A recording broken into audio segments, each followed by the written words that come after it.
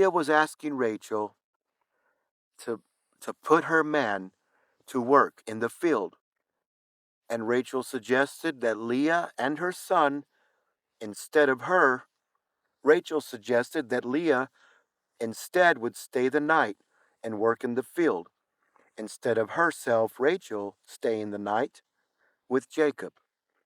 Jacob came back from the working in the field, and Leah met him and explained the situation. We come because of the reward of your wages with the mandrakes and of my son, and of my son. And they, all three, Jacob, Leah, and Reuben, and Jacob and Leah, husband and wife, they laid there out in the area, the location where they were working in this field, where this field was located.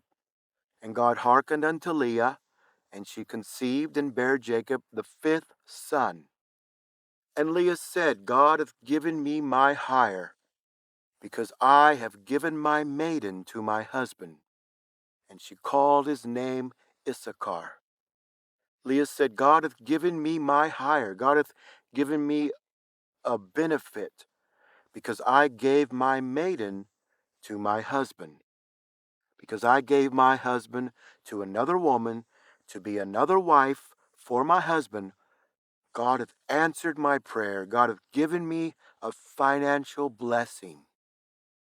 And Leah herself, she bore another son, saying Leah, verse 20, saying Leah, giving God himself a dowry, good this time, giving a man, that I have born unto God, I have bore him 6 children, and called his name Zebulun. This is exactly what the Hebrew manuscripts say. But again, the Trinitarians, they completely change the verse. They switch words around, delete words, removed words, and they translate the verse to say, now read Leah here, she's all upset. She's hurt. She's finally had her 5th child. She's actually had her 6th child, and she's still upset. She's still hurt. She's already had 6 kids, and she's still really just tore up inside, and she's just hurt and really being mistreated here. And God hath endued me with a good dowry. Now will my husband dwell with me, because I have bore him 6 sons.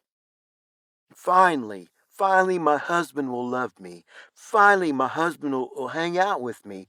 And finally, my husband will dwell with me, because I got 6 sons for him. What they're doing is adding the word dwell. This word does not exist in this passage. Nowhere in this passage has nothing to do, none of this has nothing to do with her husband. Leah was hurt because she was barren. And the verse says in the original manuscript, saying Leah, giving God himself a dowry, good this time, giving a man, that I have bore him 6 children. Again, the Trinitarians are changing all this entire narrative where Leah is saying that she is giving, that God is saying that God himself hath given a dowry. I have borne unto God 6 children. They change the narrative that places the husband in the place of God. Places the husband in the place of God. They totally corrupt and mistranslate this verse. Now will my husband finally love me. Now will my husband finally dwell with me, because I have bore him 6 sons. This is nothing at all what the original manuscript says. This is a total and a complete Trinitarian perversion. And again, they put the husband in the place of God. And they put the sons that they're, and also they put the sons that the once barren wives are claiming to finally have opportunity to have affection, to have union with. Their dreams are being fulfilled. Their prayers are being answered. Their life is coming together. Their happiness is coming into reality, and they put Jacob in the place of the affection, in the place of the affection that his wives are showing for having children. Finally, I have a child. I have a man. As Eve said, I've gotten a man from the Lord. They changed this word man. It's not the Hebrew word husband. It has nothing to do with Jacob. They are perverting this verse. They have to have an anti-polygamy narrative, or it would never work. They would never accept the Bible. They hate the Bible. They hate it. They love the way they find joy, they find pride, they find contentment, and they find a deep pleasure, a deep pleasure in the way that they have perverted. They love to pervert the Bible. They absolutely love it. They, they, they create a narrative that places the husband in the place of God. And also they create a narrative that places the husband in the place of the sons, that these barren women are finally having opportunity to have affection. They're finally, after all this time, finally being able to have a child. And they put Jacob in the place of God and in the place of their sons, as if Jacob is the problem. Jacob has problems. Jacob is a pervert. He is evil. He is wicked. He has an evil heart. He's not right with God. He has a problem with lust. He's a polygamist. He's a pervert. He's got a problem. He has problems. That's what they want you to believe in the Trinitarian faith system. That's what their entire translation is all about. It would be like Trinitarians taking Genesis 4:1. And Adam knew his wife, and she conceived and bare Cain, and said, I've gotten a man from the Lord. This is the same exact Hebrew word that Trinitarians are changing into the word husband. It would be like Eve saying, and she conceived and bare Cain, and Eve said, I have gotten a husband from the Lord. Finally, my husband copulated with me, had intercourse with me. Finally, my husband has laid me down and had romance and spent time with me. And I've gotten a husband from the Lord. Same exact Hebrew word, man. They are thanking God for the man, for giving them a man, a son. It's not the Hebrew word husband. It has nothing to do with the Hebrew word husband. Oh no. This is exactly what they're doing when it comes to a polygamous situation. Eve is here. Finally, Adam pays attention to her. Finally, Adam lays her down and loves on her. Finally, spends time with her. After all his work he's done, he's finally going to take a moment and take a couple minutes to take care of Eve. Finally, he's going to get around. Finally, for the first time, he's going to commit to loving on Eve. And Eve says, I have gotten a husband from the Lord. I got pregnant. I got a husband from the Lord. This is what they're doing with Jacob and his 4 wives. They're re-switching and reshuffling words back and forth, deleting words, adding words, taking words out, deleting the original words, changing the words. Leah was thanking God. Leah was thanking God for the man, just like Eve was thanking God. I've gotten a man from the Lord.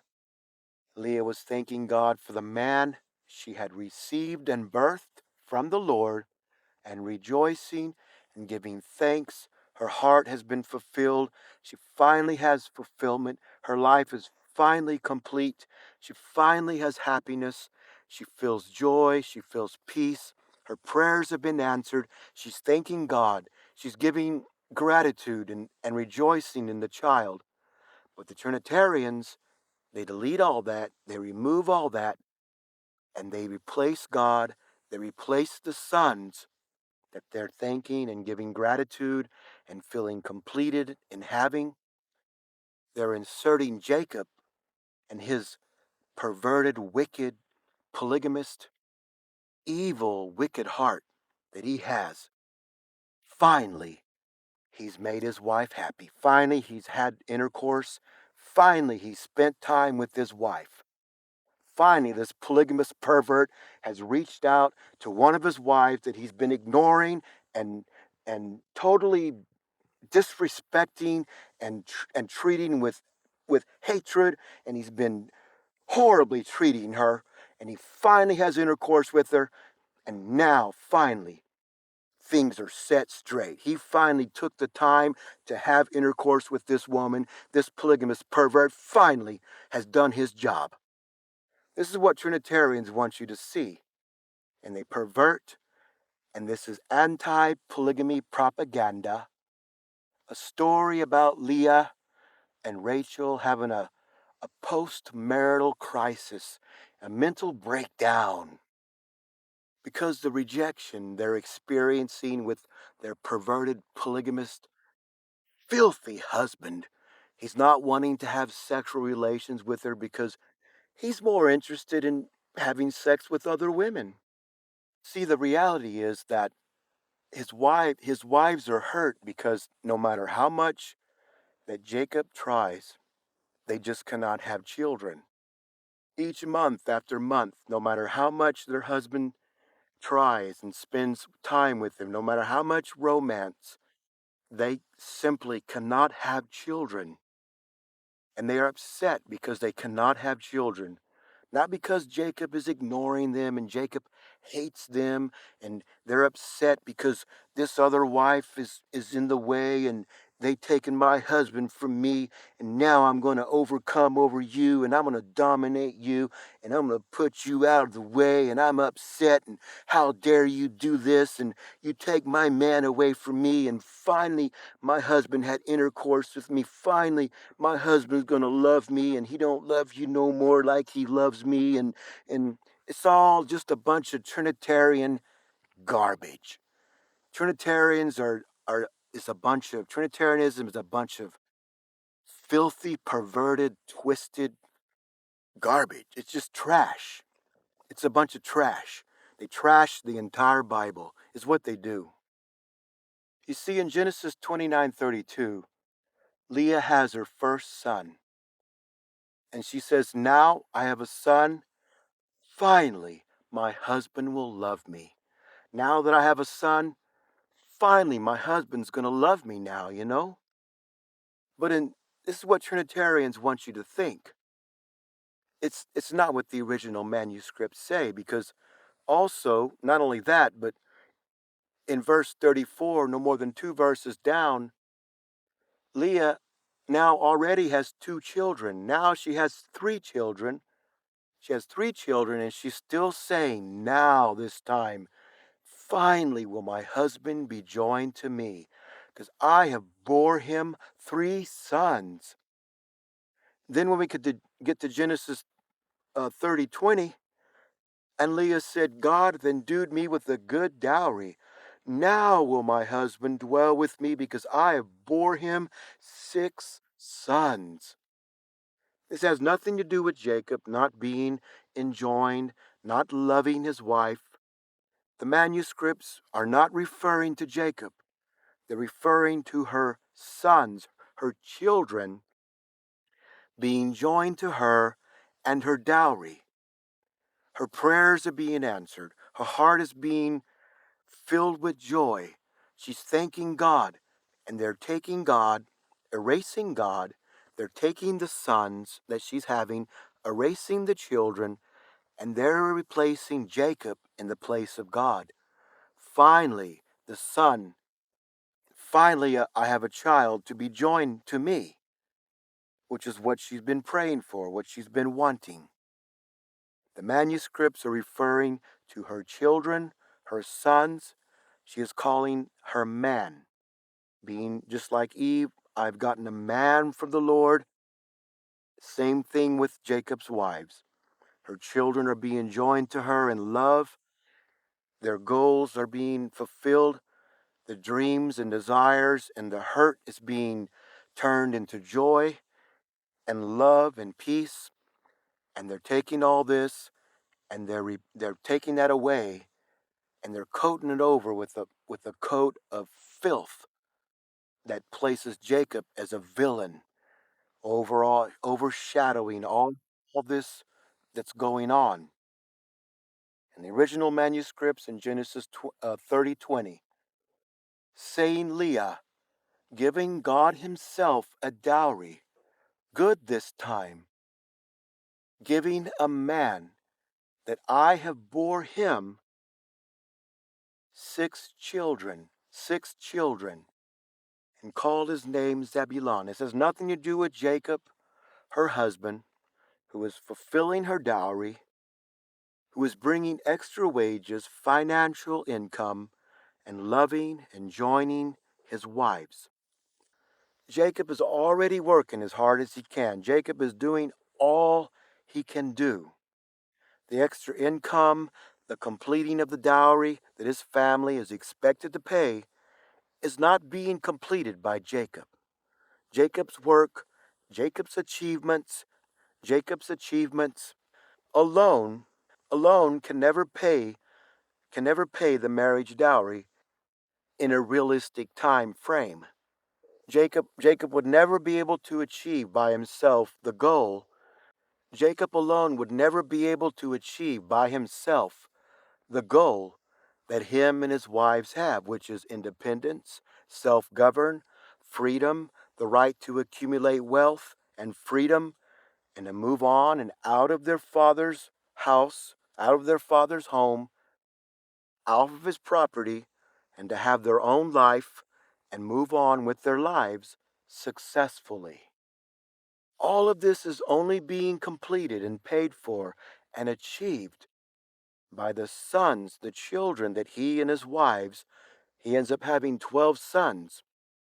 His wives are having these sons, and as they grow old enough to work, he's putting them to work to pay the dowry. Jacob would never be able to pay this by himself. The Trinitarians have portrayed Rachel and Leah as two women living on the edge of a marital breakdown. Rachel is demanding that she have a child in order to prevail and dominate and overpower her sister. Because Jacob, in the mind of the Trinitarian, Jacob is really only supposed to be married to one woman, anyways. But yet, in reality, Jacob married Leah and had sexual intercourse with Leah first. But Leah soon found out that she was barren, and immediately this is why she began to feel sorrow and pain. The other two wives of Jacob, the other two women in the marriage, were able to have children. She could not have children at all whatsoever. She was devastated. And Rachel was devastated. Rachel said she physically wanted to die. But the Trinitarians portray Rachel and Leah as two women in distress and in sorrow and continually non-stop expressing of sorrow and distress and pain and hurt and feelings and expressions of being degraded, being being abandoned, being rejected and mistreated because Jacob is not loving them. Jacob refuses to spend time with them. Jacob refuses to love and dwell with them. They have Leah repeating the same exact message, feeling denied, feelings of denial, feeling abandonment. She feels separated from the polygamous marriage over and over, again and again, even to the point that when Leah has six children, Leah already has six sons. This is the total amount that all the other wives have. This is more more children than all the other three wives have all put together. She has more children than all the other wives put together. And in the Trinitarian translation, she is still hurt. She is still in sadness and sorrow. And Jacob has abandoned her. He will not include her in the marriage. Even to the point she has her last son, she is still hated. She is still abandoned. She is still abused and degraded. She is still rejected and mistreated and disrespected. In fact, Leah ends up having 7 children, 6 sons and 1 daughter. 6 sons and 1 daughter. And the other two perfectly fertile wives that Jacob has and is supposed to be spending all this romance with. And Leah has more children than all the other wives put together. And still she is deprived and abandoned and rejected and hated and betrayed. But this is the only way that Trinitarians will accept the Bible. And this is what Trinitarians love about the Bible. This is the only way they will accept it. You see, Trinitarians, they don't look to the facts. They don't look to the fact. They don't look to reality. They don't care about the manuscripts. They don't care about the reality of the storyline. All they care about is their Trinitarian faith system. Everything needs to line up. Everything needs to be guided up and batched up and perfectly aligned to their spiritual prerogative of what they feel should be their spiritual, moral faith system of what they believe should be. That's what they change it. That's what they change it to.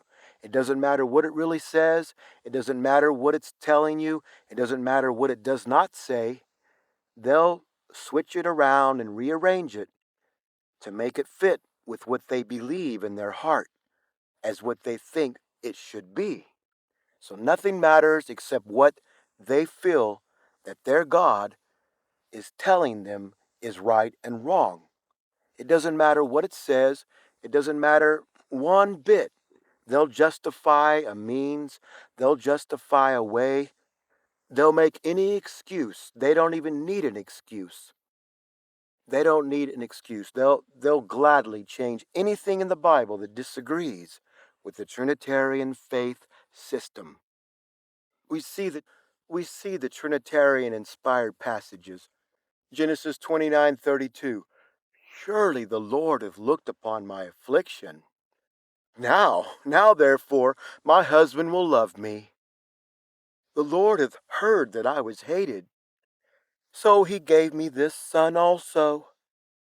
Now this time will my husband be joined to me.